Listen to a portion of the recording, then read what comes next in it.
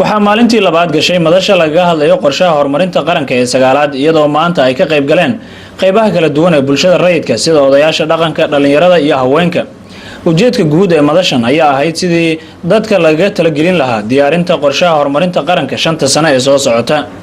ka qaybgalayaasha madasha ayaa mid u dhiibanaya aragtidooda iyagoo ka hadlaya baahiyaha ka jira deegaanka ee loo baahan yahay in lagu soo daro qorshaha. xubnaha ka socday wasaaradda qorsheynta qaranka ayaa iyagana qoraal ka sameynaya aragtida laga dhiibanaya intii kulanka uu socday.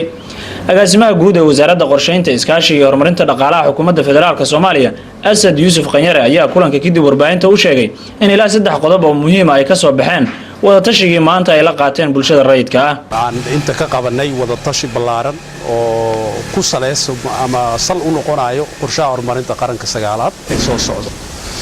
maanta waxaa la kulanay bulshada rayidka ah runtii wada hadal iyo wada tashi ballaaran oo daahfuran kadib waxaa ka soo baxeen qodobo. 3 qodob oo meesha ka soo baxday waxa waaye ahmiyadda ama ahmiyooyinka oo Hirshabelle koow waxaa ka soo baxay inuu amniga uu yahay muhiim. tan labaad webiga ama maareynta biyaha guud ahaan. tan saddexaadna caafimaadka.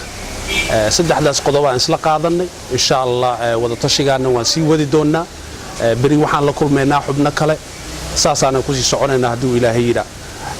kadibna waxaan ku tala jirnaa inaan gobollo kala aadno oo gobollada kulli la soo wada tashto haddii Ilaahay yira. marka guuleena ugu dhamaatay.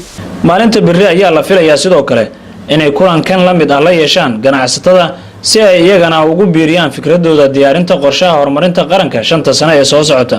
Yuusuf Abubakar, Television Cable, Jowhar.